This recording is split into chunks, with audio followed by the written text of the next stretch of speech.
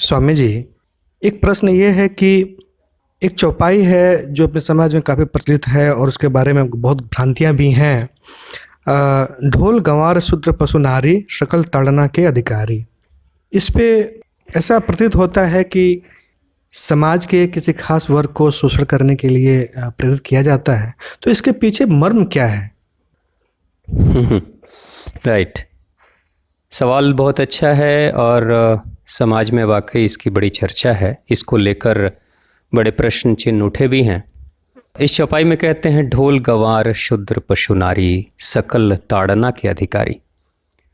तो इसको सुन के ऐसा लगता है कि जैसे ढोल गंवार शूद्र पशु और नारी ये सब प्रताड़ना के ही अधिकारी हैं, मतलब इनका शोषण करते रहा जाए, या फिर ये ऐसे हैं जो सामान्य गति समाज की चल रही है उसके साथ इनकी भागीदारी नहीं है जी, ऐसा लगता है।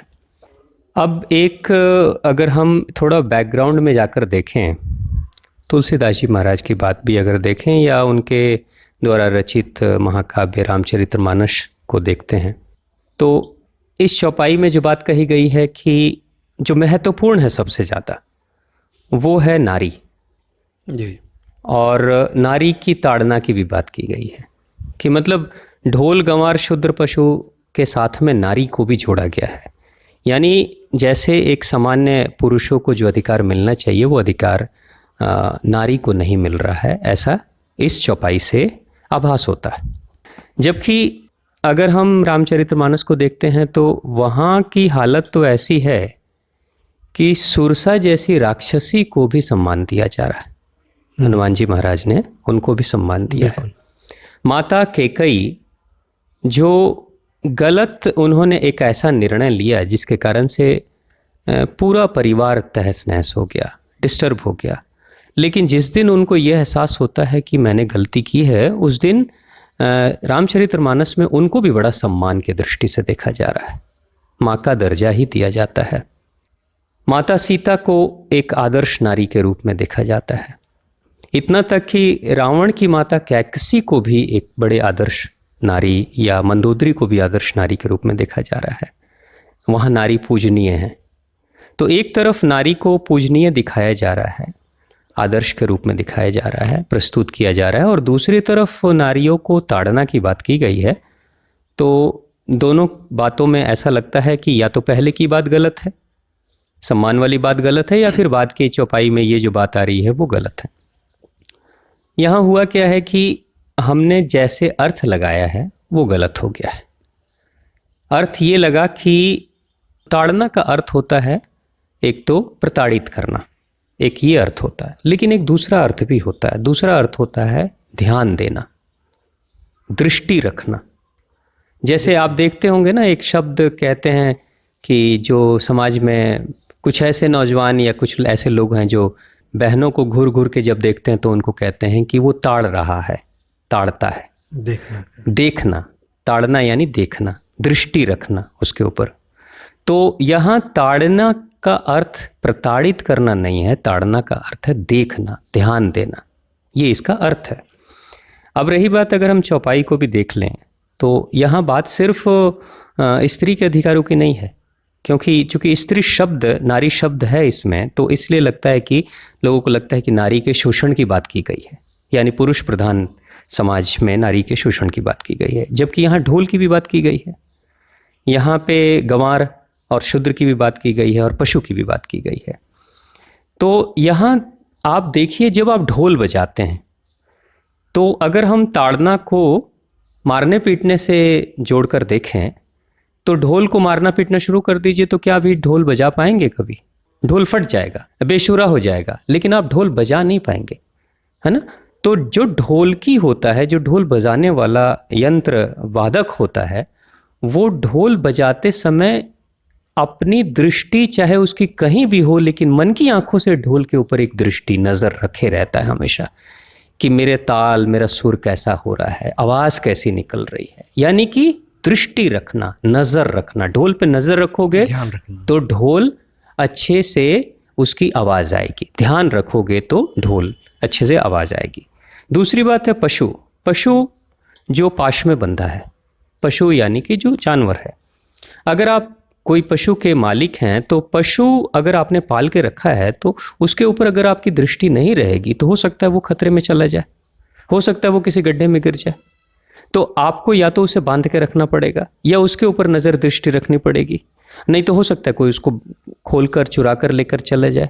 तो पशुओं के ऊपर है कि दृष्टि रखना है। जैसे अगर कोई इंसान बैलगाड़ी भी चलाता है तो बैल ही गाड़ी को खींच रहा है, गाड़ीवान भी बैलगाड़ी पे बैठा हुआ है, लेकिन जो लगाम है उसके हाथ में वो उस बैलों के ऊपर दृष्टि रखने के लिए, उसको अपने काबू में, कंट्रोल में रखने के लिए, ताकि वो सही रास्ते में चले। क्योंकि बैलों को पता नहीं है कि मैं अगर गड्ढे में गिर जाऊंगा, सड़क के किनारे जो खाई है, अगर उस खाई में मैं गिर जाऊंगा तो मेरी क्या दुर्गति होगी, ऐसा उस बैलों को पता नहीं चल सकता। वो गिरेगा तो उसको चोट लगेगी, और चोट लगेगी तो हो सकता है उसकी मृत्यु भी हो जाए, और साथ में गाड़ी का भी नुकसान हो, गाड़ीवान का भी नुकसान हो। लेकिन ये सोचने की जो क्षमता है, विचार करने की जो अग्रदृष्टि है, वो बैलों के पास नहीं है, वो भैंसों के पास नहीं है। तो इसलिए लगाम के रूप में उसे रखा जाता है ताकि हम उसको अपने ध्यान देकर उसको अपने काबू में रखें, ताकि वो सही दिशा में चले। इसलिए जानवरों को कहा गया है कि उनको ताड़ना, यानी कि उस पर नजर रखो। अब रही दूसरी बात, शूद्र। तो शूद्र जो शब्द है आज के समाज में इसको जाति से जोड़ दिया गया है, जबकि शूद्र का अर्थ सेवक से था। शूद्र यानी जो सेवक है, सेवक कोई भी हो सकता है। मैं अगर एक समाज सेवी हूँ, मैं अगर समाज के लोगों के लिए कार्य करता हूँ तो मैं शूद्र हूँ।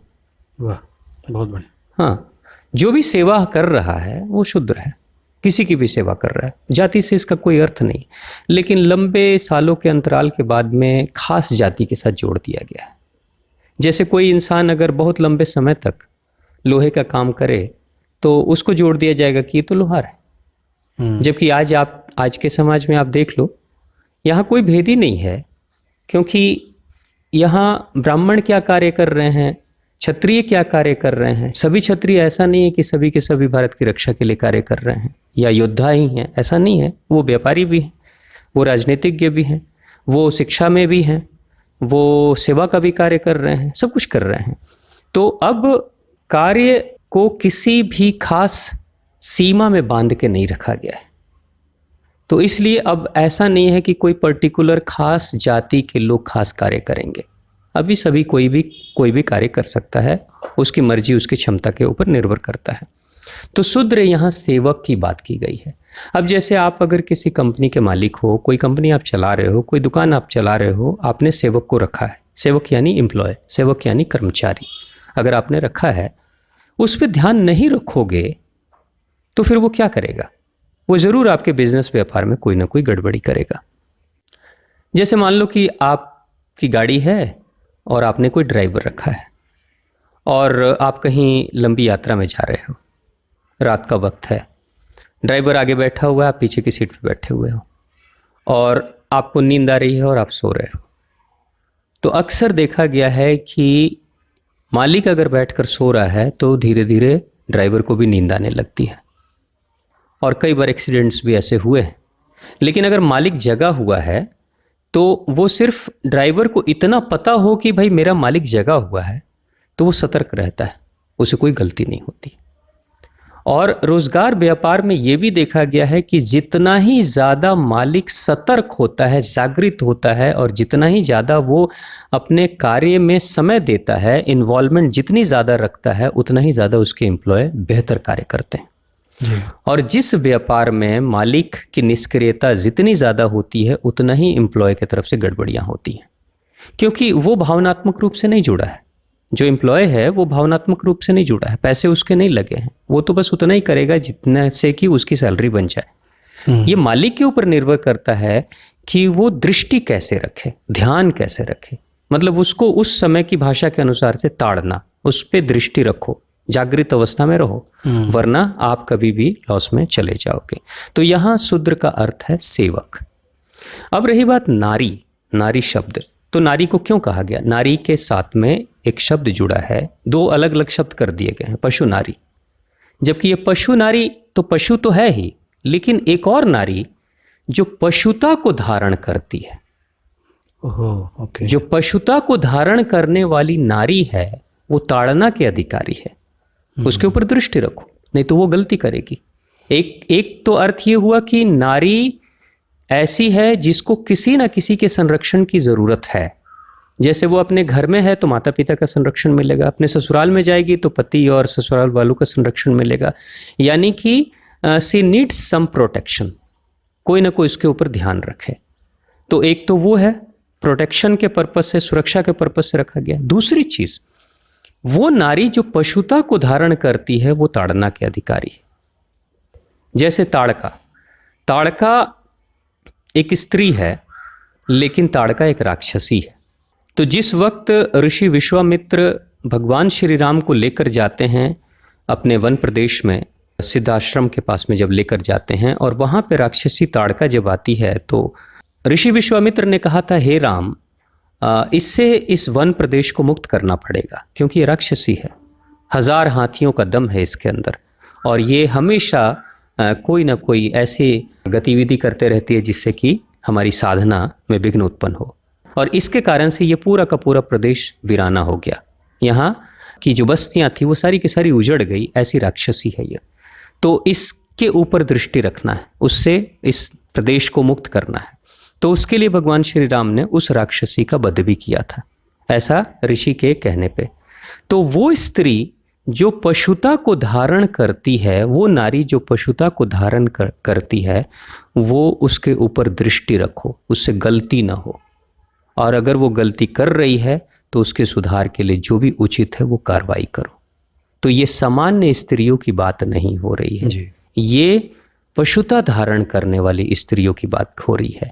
क्योंकि रामायण में एक माता सीता भी एक स्त्री हैं, मंदोदरी भी स्त्री हैं, माता कैकेयी भी स्त्री हैं, सब स्त्री हैं। गलतियां कहीं ना कहीं छोटी मोटी गलतियां सबसे हुई है, लेकिन सबने एहसास किया कि मुझसे गलती हुई है। जिस दिन उस रियलाइज करते हैं, एहसास करते हैं मुझसे गलती हुई है, तो वो सम्मान के पात्र हैं।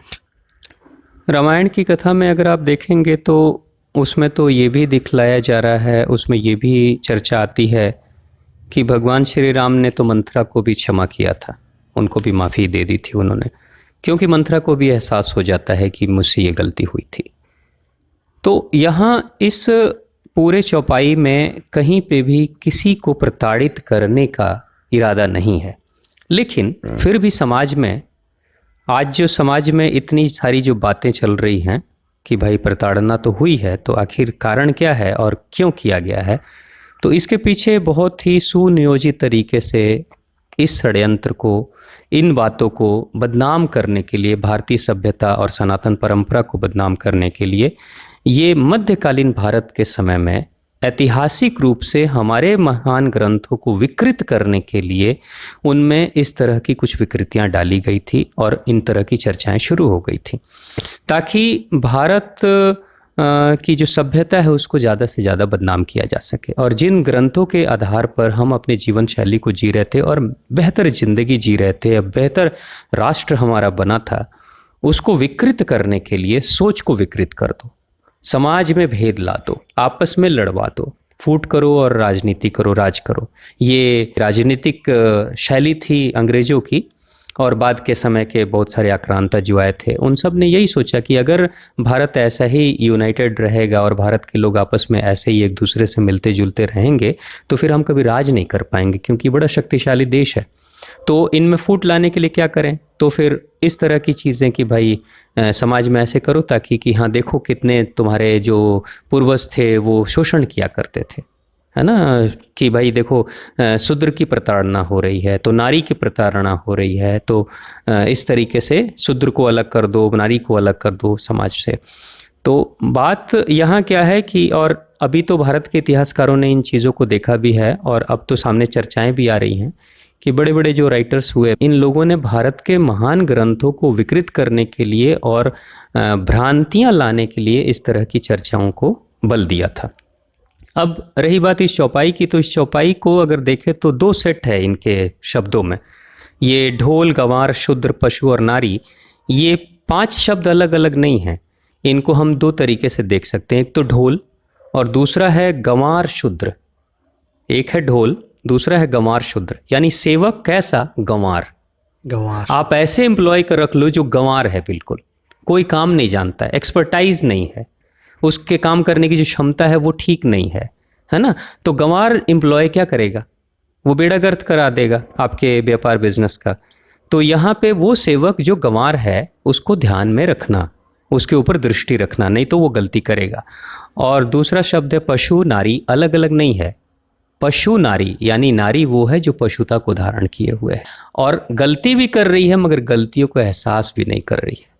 तो इस दृष्टि से इसको, मतलब ये जो चौपाई है, इस चौपाई से समाज के किसी खास वर्ग को विकृत या प्रताड़ित करने का इरादा ऐसा नहीं है, लेकिन इसको गलत तरीके से परोस दिया गया है। और एक बात सोचने वाली है, कोई भी महापुरुष जो सैकड़ों वर्ष पहले अगर हुए हैं, अगर उनकी बातों में कुछ यथार्थ या सच्चाई नहीं होती तो वो लंबे अंतराल तक लोगों के हृदय में जीवित नहीं रह सकते थे।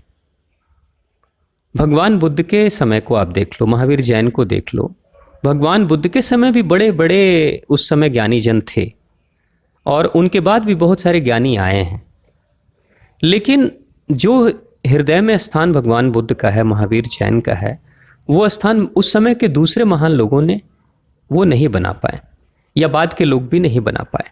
ठीक उसी तरीके से रामचरितमानस के रचयिता तुलसीदास जी महाराज का जो स्थान है भारतीय मानस के मानस पटल पर, वो स्थान उनके व्यक्तित्व और कृतित्व के कारण से है। उनकी जो कृति ऐसी है, अगर वो विवादास्पद कृति होती तो कब की धूमिल हो गई रहती और सब कुछ खत्म हो गया रहता। वक्त की धूल जमा हो जाती है इस तरह की गलतियों पे ऐसे कि पता भी नहीं चलता है कि कब वो विलीन हो गया और वक्त के गर्त में कब खो गया। वक्त की जो कहते हैं ना कि आंधी ऐसी होती है कि वो बड़े बड़े बुराइयों को ढक देती है। अब जैसे भगवान श्री कृष्ण जिस समय इस धराधाम पर उपस्थित थे, सशरीर उपस्थित थे, उस समय बहुत सारे संप्रदाय थे, लेकिन एक संप्रदाय ऐसा था जिसको केश कंबल कहते थे। उस संप्रदाय के लोग भी अपने आप को आध्यात्मिक कहते थे, साधक कहते थे, लेकिन उनकी परंपरा खास थी कि केश कंबल धारण करना, यानी जो साधक है, जो सन्यासी होगा, वो बड़े बड़े लंबे लंबे केस रखेगा और वो कंबल अपने ऊपर कंधे पे रखेगा। तो केश और कंबल ये दो अगर है तो वो ऐसा है जो आध्यात्मिक है, साधक, वो साधक है, ऐसा दृष्टि से मान के चलते थे। लेकिन भगवान श्री कृष्ण के समय वो लोग थे, सक्रिय थे उस समय के समाज में, लेकिन उस तरह के संप्रदाय का कोई औचित्य नहीं समाज को दिखाई दिया कि भाई केश बढ़ा लेने से या कंबल रख लेने से आध्यात्मिक उन्नति हो जाए। ये कोई बात तो हुई नहीं, क्योंकि ये निराधार बात हो गई। बाहर के हम केश को कैसे रख दें, छोटा रख दें, बड़े रख दें, उससे क्या फ़र्क पड़ जाता है, या ड्रेस कैसे पहन ले, उससे क्या फ़र्क पड़ जाता है। तो समय के अंतराल के साथ में वो संप्रदाय विलीन हो गया, खत्म हो गया, उसका नामो निशान भी आज कहीं नहीं है। लेकिन श्री कृष्ण ने जो कहा, उनकी जो नीतियाँ रहीं, वो आज भी सजीव है, जीवित है, वो नहीं मिटी, क्योंकि उसमें कुछ है जो शक्ति है, उसमें कुछ है जो हृदय को जाकर स्पर्श कर लेती है, उसमें कुछ ऐसी है जिसको इंसान भुला नहीं पाता है। यानी जो धारण करने योग्य है वही समय के अंतराल के साथ जीवित रहता है। तो अगर रामचरितमानस के रचयिता अगर तुलसीदास जी महाराज ने ऐसी कोई बात की होती और सार्वजनिक रूप से वो स्वीकृति उसको नहीं मिली होती समाज में, तो ये कब के ये भी इनका नाम भी मिट गया होता। यह महाग्रंथ उस तरीके से प्रचलित नहीं होता जैसे आज लोगों के घर घर में है या सैकड़ों वर्षों तक हुआ। तो ये मध्यकालीन भारत के समय में जब विदेशी हमलावरों का हमला हुआ और उनकी रणनीति या कूटनीतियाँ जब चली हैं, तो समाज को विकृत करने के लिए, हमारे विश्वास को तोड़ने के लिए, छेड़छाड़ करने के लिए, अपनी राजनीतिक सत्ता जमाने के लिए ऐसी चीज़ों को सामने लाया गया, प्रचारित प्रसारित किया गया, ताकि हमारे समाज में आपस में भेद हो जाए, मतभेद हो जाए। तो दूसरी एक चीज़ और है कि इस तरह की बातें आएंगी जाएंगी, लेकिन किसी भी हालत में समाज नहीं टूटना चाहिए।